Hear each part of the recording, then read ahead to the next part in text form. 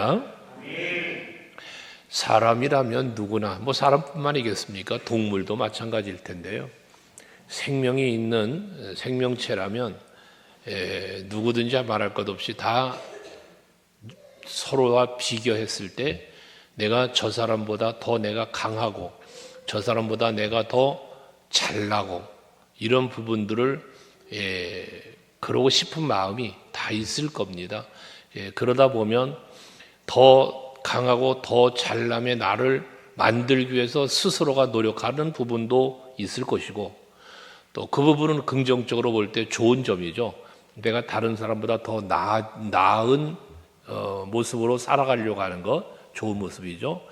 그런데 그것이 지나쳐 버리면 내가 저 사람보다 더 나은 사람이라는 자체를 과시하고 싶어하고 또한 그것 때문에 남을 비하하거나 무시하는 짓밟으려고 하는 이러한 모습들조차도 있게 될 수 있죠. 이게 나쁜 부정적인 모습이죠. 저는 우리 성도 여러분들이 긍정적인 차원에서 내가 다른 사람들보다 더 열심히 주를 믿고 또 예수를 알아가고 그리고 하나님 앞에 그리스도 믿는 교회를 섬겨가는 일에 더 힘쓸 것을 더 잘할 것을 노력하는 여러분들이 되시기를 바랍니다. 그러나 그 뭔가 더 낫고 더 앞장서는 내가 되기 위해서 힘쓰고 노력하는 본이 되어지는 앞장서고 본이 되어지는 모습은 매우 좋은 것이지만 혹여라도 그러한 내 자아를 만들어가는 가운데에 다른 사람을 비하하거나 때로는 조롱하거나 정죄하는 일은 없어야 할 것이라는 거예요. 오늘 예수께서 그 9절에 보면 자기를 의롭다고 믿고 다른 사람을 멸시하는 자에게 이 비유로 말씀하셨다라고 말합니다. 오늘 이 본문의 비유는 누구가 들어야 하는가, 어떤 사람이 이 비유를 들어야 하는가를 명시한 거예요. 그 명시된 대상이 누구냐? 자기 자신을 스스로가 의롭다고 믿고 다른 사람들을 멸시하는 자라고 말하고 있습니다. 그 이분을 오늘 바리새인으로 말씀하고 있는데 우리는 앞에서 말씀드린 것처럼 내 자신의 잘남, 내 자신이 앞장서고 모범이 되면 좋은 것이로되 그러나 그것 때문에 뭐했다? 다른 사람을 멸시하는 것은 옳지 않다는 거예요. 우리 하나님 지금 예수님은 그것을 주의하기 위해서 이 비유로 말씀을 하신다는 거거든요.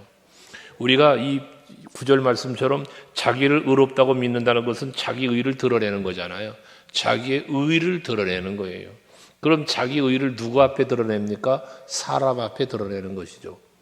하나님 앞에 나의 의를 드러내는 게 아니고 사람 앞에 나의 의를 드러내는 거예요. 그래서 다른 사람들을 멸시했다는 것이거든요. 그러니까 이것은 결과적으로는 뭐냐? 교만이 되는 거예요. 내가 나 된 것은 하나님의 은혜로 되었다는 사실을 잊어버리면, 망각해버리면 자기 의를 드러내게 되어 있거든요. 여러분, 우리는 항상 하나님께서 내게 베푸신 은혜를 은혜로 알아야 됩니다. 근데 그 은혜를 알지 못하면 교만해지고 그 교만은 결국 자기 의를 드러내게 된다 그 말이에요. 거기다 심지어 사람들을 멸시하기까지 한다 그 말입니다.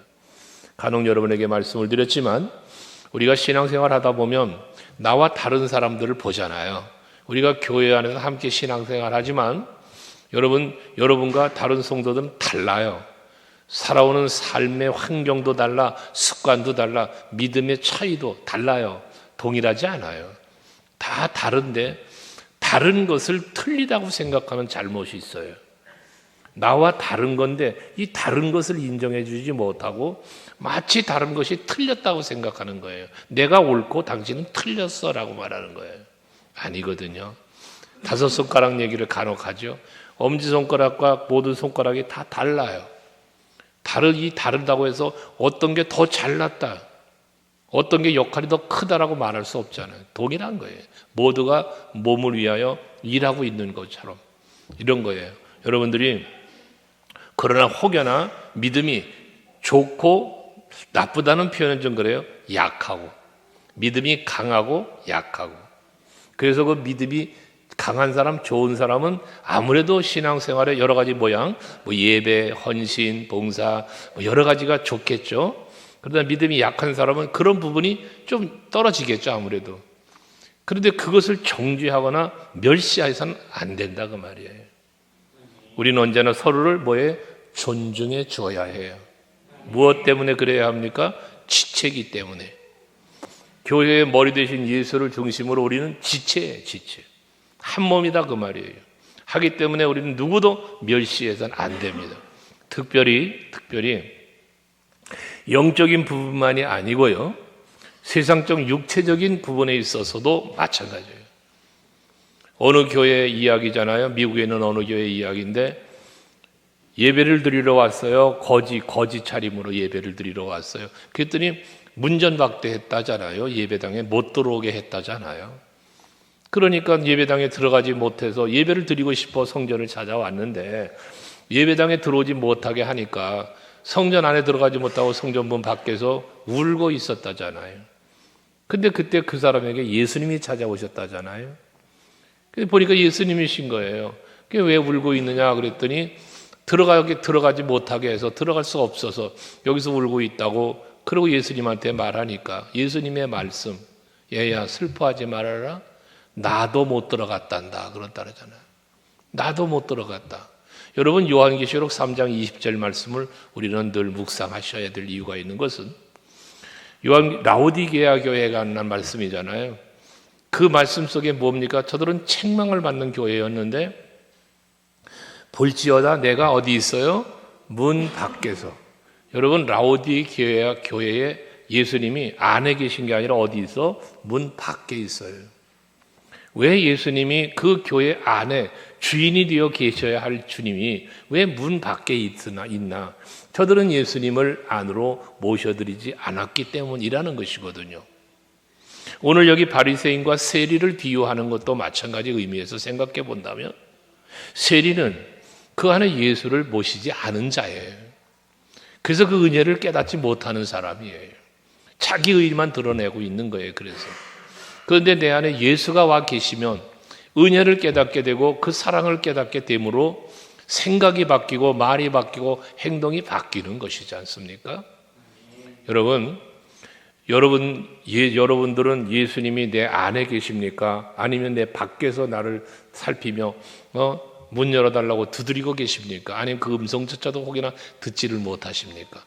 여러분의 현주소 영적인 상태, 예수님과 하나님과 나와의 관계 속에서의 현재적 위치와 상황을 한번 좀 헤아려 볼 수 있는 여러분이 되셔야 합니다. 예수가 내 안에 계시면, 여러분 예수가 내 안에 계시면 생각이 달라진다니까요. 표현하는 말이 달라지는 거예요. 서로를 바라볼 때 예수님의 마음으로 바라보면 사랑이 넘쳐요. 꿀 떨어져요.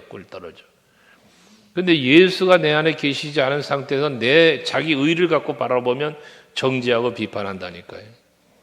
여러분, 우리 서감교회 성도들의 마음속엔 예수님이 계시길 원합니다.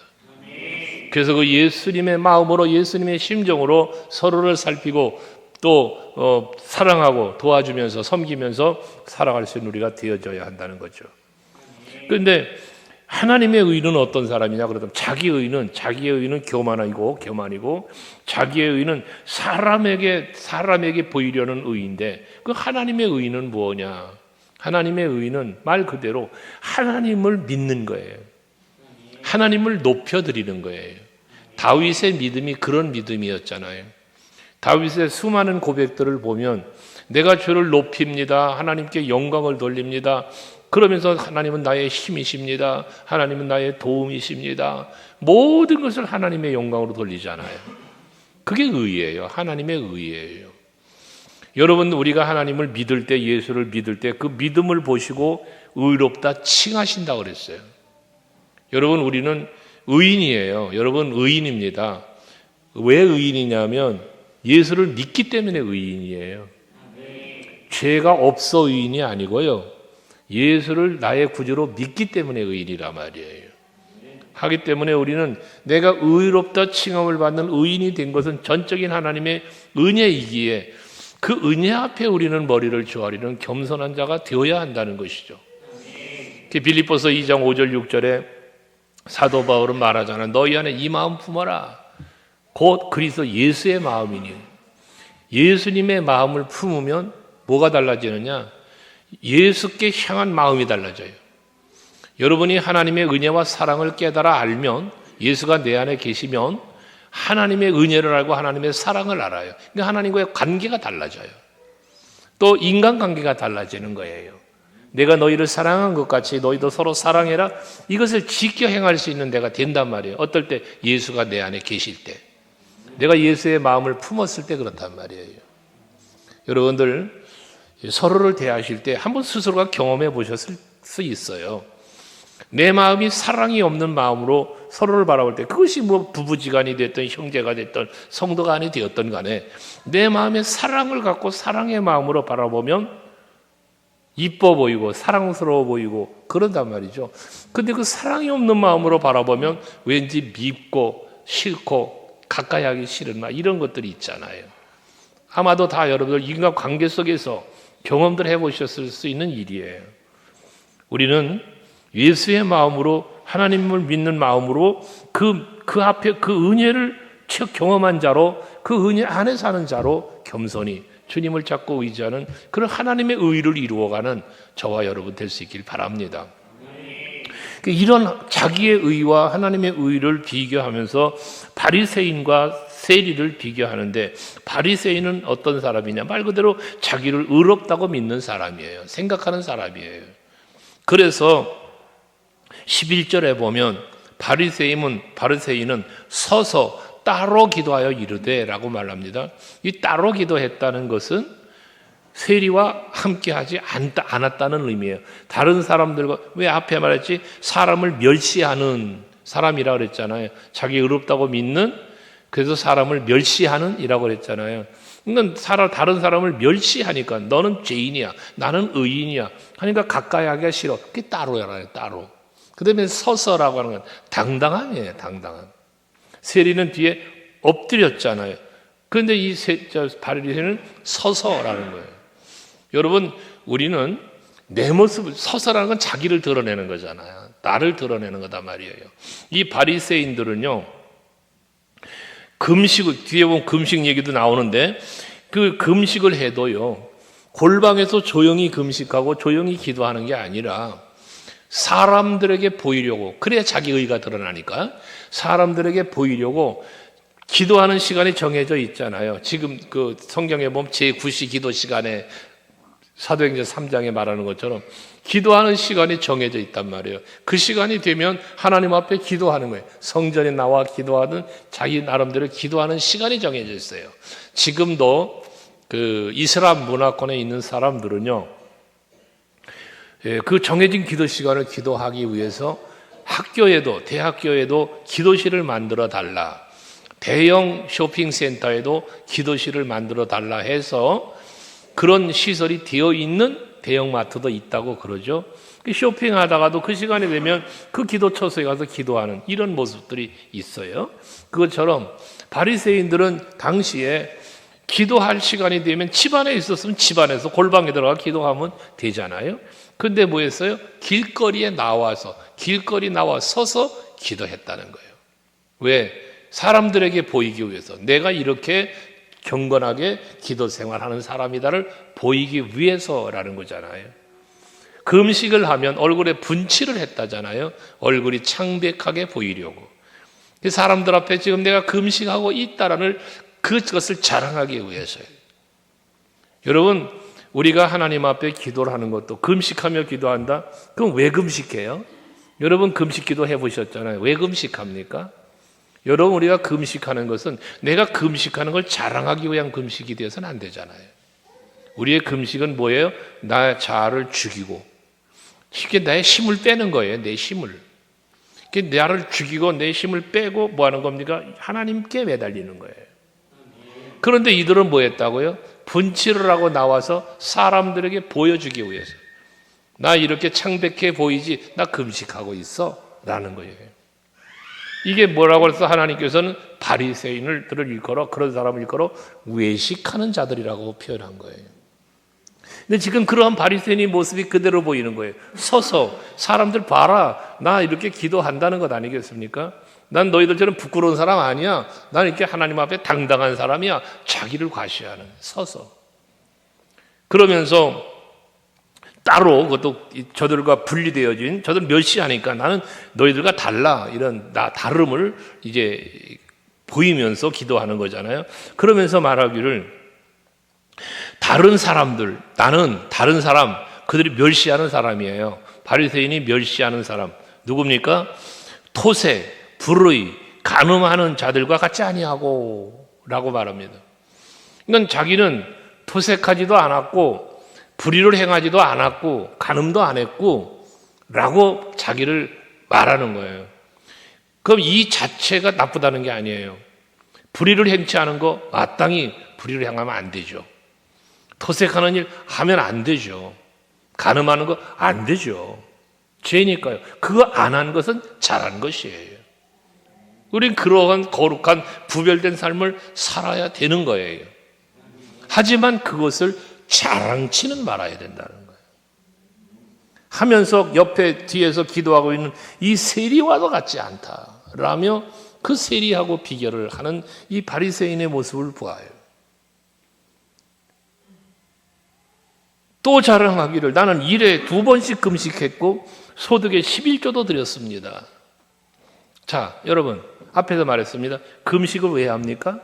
내가 죽고 하나님의 뜻을 이루며 살기 위한 금식이 돼야죠. 내 육체적인 소욕을 죽이고 하나님의 뜻을 찾아 살려고 심씀이, 이게 금식의 의미 아니겠어요? 이걸 자랑한다? 이건 잘못된 거잖아요. 그리고 11조를 드렸다? 소득의 11조를 드렸다고 말하는데 11조 드리는 것이 자랑일까요? 여러분 11조 드린 자체를 자랑할 것이 아니라 11조를 예물을 드릴 수 있도록 내게 은혜 베푸시고 복 주신 하나님께 감사하는 거죠. 11조에 대해서도 말씀 여러분에 드린 바 있지만 우리가 하나님 앞에 11조를 드리는 것은 하나님 앞에 무슨 세금 내는 게 아니라고 그랬잖아요. 내게 주신 은혜, 내게 주신 복에 대한 감사의 표현이 10의 1조를 하나님 앞에 드립니다. 이런 거잖아요. 그럼 어떤 의미에서 생각하면 성도로서 가지고 있어야 할 당연한 의무예요. 의무. 마땅히 해야 될 일인 거예요. 근데 그것을 당당하게 자랑한다? 이것이 잘못됐다는 겁니다. 그래서 앞에 말했던 것처럼 하나님의 은혜를 은혜로 드리지 못한다는 거예요. 자기 스스로가 이룬 것처럼 마치 토색하지 않은 것도 간음하지 않은 것도 불의를 행하지 않은 것도 내 능력으로 한 것처럼 아니잖아요. 내가 하나님 앞에 죄를 범하지 않을 수 있었던 이유는, 그렇게 부끄럽지 않게 살 수 있었던 이유는 하나님의 말씀이 있었기 때문 아닐까요? 그걸 알기 때문에. 그것이 은혜란 말이에요. 여러분에게 이 하나님의 말씀을 주신 자체가 은혜예요. 내가 이 하나님의 말씀을 받고 깨달아 알고 믿고 여러분 그대로 지켜 행할 수 있다. 이 전부 다 하나님의 은혜란 말이에요. 내가 내 능력으로 이 말씀을 깨달아요? 내가 내 능력으로 말씀을 지켜 행합니까? 아니잖아요. 전적인 하나님의 은혜예요. 성령의 역사예요. 이걸 우리는 고백할 수 있어야 된다는 거예요. 근데 지금 바리새인은 뭐라? 그렇게 하나님께서 내게 베푸신, 어쩌면 내가 바리새인 된 것조차도 하나님의 은혜라는 생각을 가져야 되는데 그 은혜를 망각하고 있단 말이에요. 그러니까 나를 자랑하는 거예요.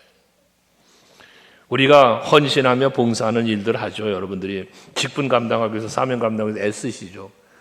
그러나 내가 사명을 감당하고 내게 맡겨진 일을 헌신하고 봉사하는 것도 하나님의 은혜로 하였다는 사실을 잊지 말아야 되는 거예요. 그래서 사도 베드로가 말하는 것처럼 누구든지 봉사의 일을 하려고 하거든 하나님께로부터 하나님이 공급하시는 힘으로 하는 것처럼 해라. 하나님이 공급하시는 힘. 그러니까 내가 봉사를 해, 열심히 봉사 헌신해. 근데 이게 내 힘, 내 능력으로 내 것으로 하는 게 아니라 하나님이 공급하는 힘으로. 그게 은혜라는 말이에요. 그게 은혜. 사도 바울도 유명한 고백 우리가 늘 묵상하는 거 아닙니까? 고린도전서 15장 10절에서 내가 사도들보다 더 많은 일을 했다는 거야. 그렇죠. 참 많은 일을 했죠. 근데 그 모든 일을 한 것이 다 하나님의 은혜로 했다는 거예요. 내가 한 건 아니라잖아요. 나와 함께 하신 하나님의 은혜로다. 그러니까 내가 나 된 것은 다 하나님의 은혜로 되었다라는 고백을 한다 그 말이에요. 우리 선배님들과 어제냐 그제냐 만나서 같이 이렇게 차 한잔을 했는데 그 선배 중에 한 말씀을 하세요. 우리가 늘 그분이 하신 말씀 그대로예요. 우리가 늘 강단에서 말씀을 전하고 했던 일들이 돌이켜보니 참으로 내 삶의 현장에 있었던 일이야 라면서 하신 말씀이 그 얘기예요. 돌아보니 하나님의 은혜였어. 돌아보니 하나님의 은혜였어 라는 말씀을 하시더라고요.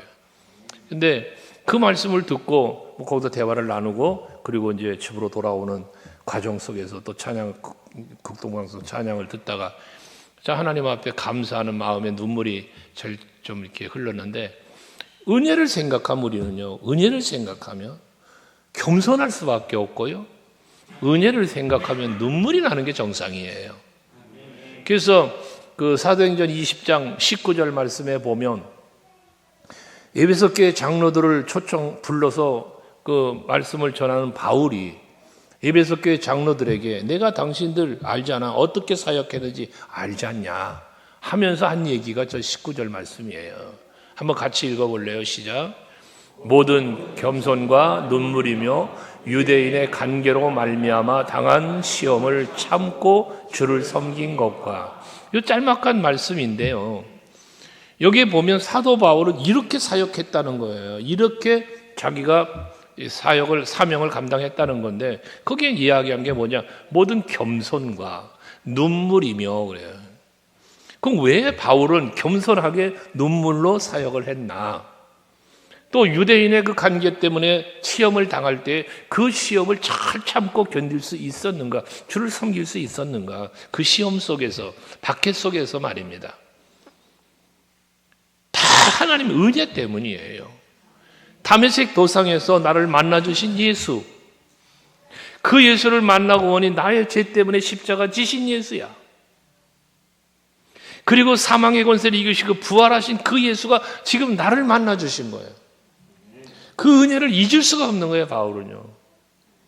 그러니까 그 은혜를 마음에 품고 있기 때문에 그 은혜를 기억하면서 언제나 겸손함으로, 언제나 눈물로, 언제나 주를 섬기는 일에는 시험까지도 견뎌요. 그 박해요. 매 맞고 감옥에 갇히고 하면서도 오직 주님을 섬기려고 했었던 거예요. 그래서 그 유명한 고백, 사도행전 20장 24절 고백 아니에요.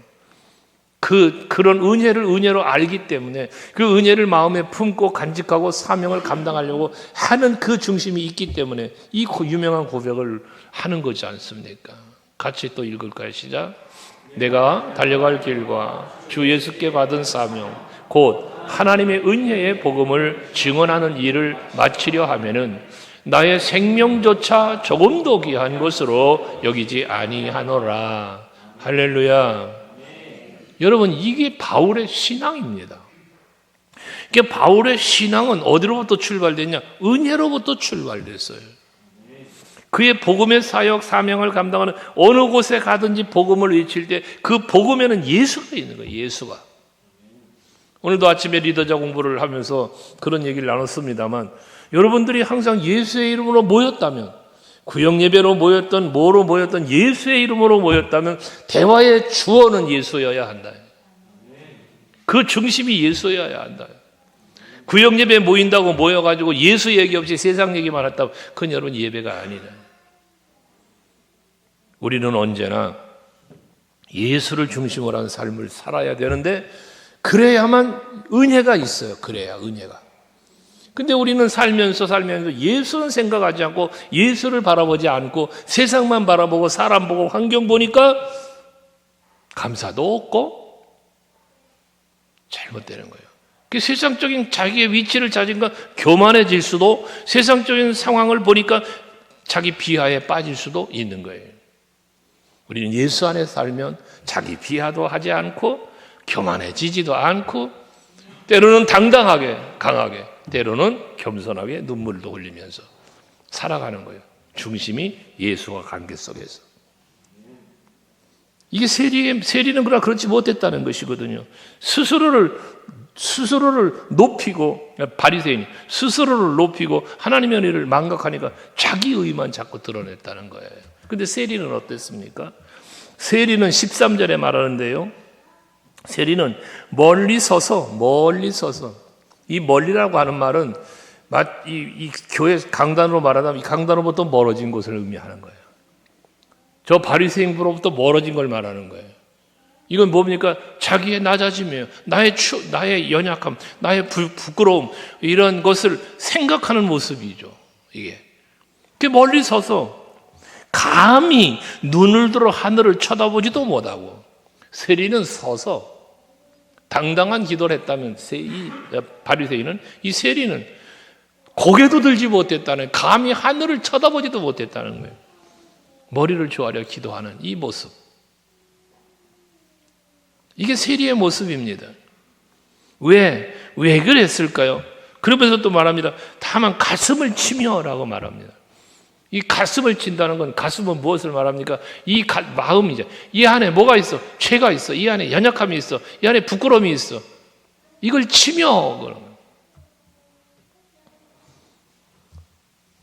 의인은 없나니 하나도 없다는 말씀처럼 우리에게는 죄성이 있다고 그랬잖아요. 그러나 다만 의인이라고 칭함을 받는 이유는 하나님의 은혜라고 그랬잖아요. 그런데 가슴을 친다는 것, 이게 통해 자복하는 마음이라고 볼 때에 우리는 이 마음은 있어야 돼요. 이 마음이 있어야 되는 거예요. 사도 바울 같은 사람도 앞에 바울에 대한 이야기를 몇 가지 했지만, 그 엄청난 은혜 속에서, 그 고백 속에서 눈물과 겸손함으로 사명을 감당했던 그 바울도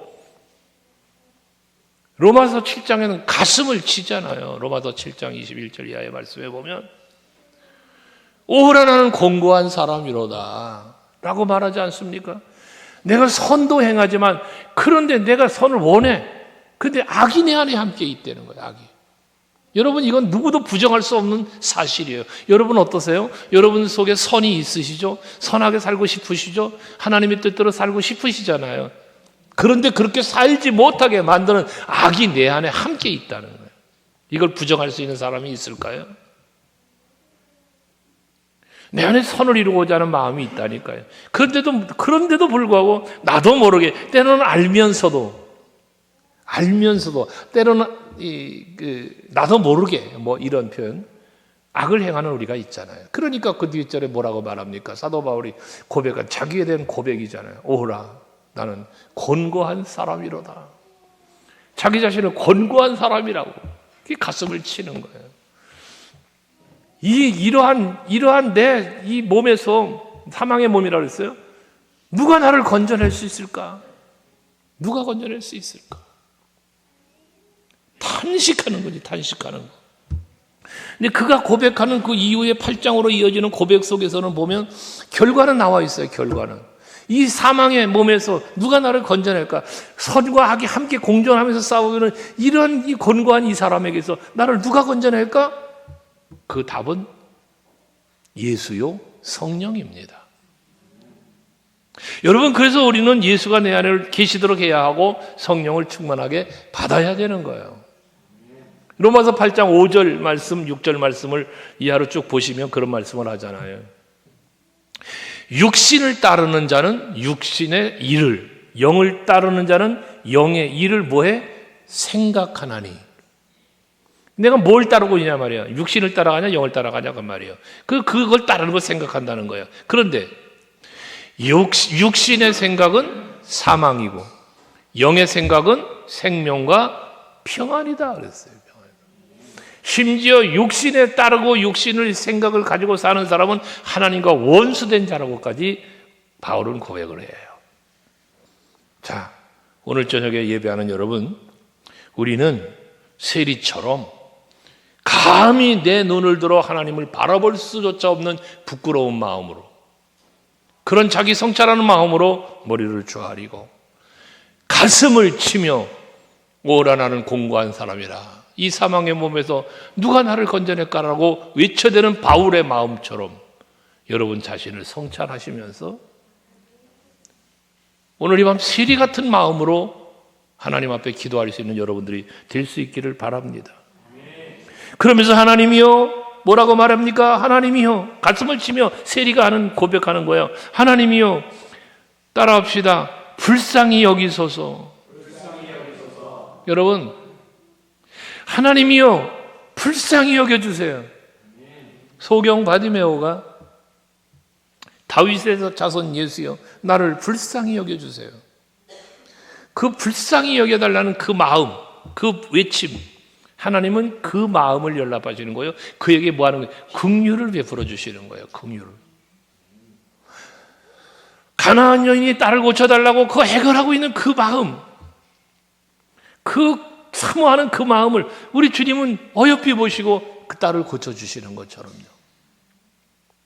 히스기야 왕이 병들어 죽게 되었을 때, 또 아수랑 사내립이 쳐들어왔을 때 하나님 앞에 가서 성전 앞에 가 편지 펼쳐놓고, 또 죽을 게 생겼을 때도 가서 부르짖지 않습니까?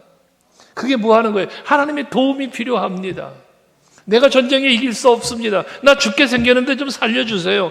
긍휼을 불쌍히 여겨주심을 간구하는 기도의 모습이잖아요. 한나가 아이를 낳지 못하니까 그 브릿나라고 하는 여인한테 참 조롱을 받잖아요. 그 얼마나 아픈 심정이에요. 얼마나 괴로운 심정입니까? 그 괴로운 심정 갖고 하나님 앞에 가서 긍휼을 구하는 기도를 드리는 거 아니야, 한나가? 오죽했으면 그 모습을 보고 술 취했다고 엘리 제사장한테 핀잔을 들 정도로 그런 모습으로 기도했다는 거예요. 그렇게 은혜를 갈망하며 하나님의 불쌍힘과 긍휼을 구하는 기도를 드렸던 한나에게 사무엘이라고 하는 선물을 주셨지 않았어요. 우리가 하나님 앞에 기도할 때는요, 물론 어떤 의미에서는요, 하나님이 약속하셨으니까, 약속하셨잖아요. 그러니 내게 응답해 주셔야죠. 당당한 권리라고 할까요? 가질 수 있죠. 약속을 믿으니까요. 그러나 그 믿음만을 가지고가 아니라 하나님의 긍휼을 구하는 그런 우리의 간구함도 있어야 된다는 거예요. 그래서 응답받는 기도 두 가지, 믿음의 기도, 간절함의 기도인 거예요. 이 세리의 기도와 바리새인의 기도의 차이가 뭐라? 그거 차이예요. 은혜를 갈망하며, 은혜에 감사하며 은혜를 갈망하는 세리의 기도, 은혜를 잊어버린 채 자기 의를 드러내는 세리의 기도. 예수께서 이 비유의 말씀을 하고 있다는 말씀이죠. 우리가 알아야 할 것은요, 기도할 때 기도에 응답을 주시는 이가 하나님이시라는 사실을 잊어버리면 안 된다는 거예요. 내가 응답을 이끌어낸다? 물론 이끌어냄이라고 생각할 때 거기에 믿음과 간절함이라고 하는 하나님의 은혜 앞에 정말 이 하나님의 마음을 움직일 만한 이런 기도 맞죠. 이끌어내는 거. 하지만 더 중요한 게 뭐냐? 그 응답을 내가 이끌어낸다 할지라도 주시는 이는 하나님이라는 사실은 변함이 없다. 변함이 없다. 그러니 우리는 내게 응답 주실 그 하나님 앞에 우리는 언제나 낮은 자의 자세에서 겸손함을 잃지 말고 간절함으로 긍휼히 여김을 받기 위해 부르짖는 우리들이 되어야 한다는 거예요. 기도와 응답에는 당연한 권리인 것 같지만, 그러나 권리 이전에 하나님의 전적인 은혜가 있어야 된다는 사실을 잊지 말자는 겁니다. 그래서 오늘 이 저녁에도 여러분들 이제 기도하셔야 될 텐데, 은혜를 생각하며 기도하시고, 그 은혜 앞에 구하실 때는 겸손함으로, 간절함으로, 긍휼을 구하는 마음으로 기도하시면 반드시 하나님의 응답이 있을 줄로 믿으시기 바랍니다. 마지막 14절에 보시면요, 이렇게 말씀하십니다. 내가 너희에게 이르노니, 비유를 말씀하시면서 내가 너희에게 이르노니 라면서 하신 말씀이, 저 바리새인이 아니고 이 사람이 의롭다 하심을 받고, 이 사람이 누구예요? 세리요. 바리새인은 자기 의를 드러내고 했지만 하나님이 보실 때, 예수가 보실 때는 저 사람이 의인이 아니라는 거예요. 의인이 아니고 그의 집으로 내려갔느니라 라고 말씀합니다. 의롭다고 의로운 기도를 했는데 의롭다고 여김을 받지 못하고 내려갔다. 응답받지 못했다는 거예요. 하나님 앞에 연락되는 기도가 아니었다는 얘기예요. 하시면서 이어진 말씀, 무릇 자기를 높이는 자는 뭐해? 낮아지고 자기를 낮추는 자는 높아지리라. 아멘 되시죠? 여러분 높아지고 싶으세요? 낮아지세요. 그러면 하나님이 높여주는 거예요. 내가 높여지려고 하면, 낮아졌다 하면 여러분 하나님이 냅둬요 하나님이. 그럼 스스로 낮아지게 되어 있어요. 언젠가 말씀드렸죠? 교만한 사람 주변에는 사람이 없어요. 좋은 사람이 없어요. 아부하는 사람은 있어요. 그러나 진정 좋은 인간관계를 형성할 만한 사람은 없어요. 그러니까 뭐 하는 거예요? 무너져 내리는 거예요. 하지만 겸손한 사람에게는 사람이 많아요. 좋은 사람이 많아요. 돕고자 하는 사람이 많아요. 그러니까 이 사람이 일어서는 거예요. 우리 서강교회 성도들은 겸손한 성도, 하나님의 은혜를 은혜로 아는 성도, 은혜에 감사하는 성도, 그 은혜를 알기에 하나님 앞에 더 큰 은혜를 사모하며 기도할 수 있는 성도가 되어지실 때 하나님께서 그러한 기도에 응답을 주시고 합당한 또 복도 주실 줄로 믿습니다. 오늘 이 밤이 여러분에게 그런 밤 되시길 축복합니다.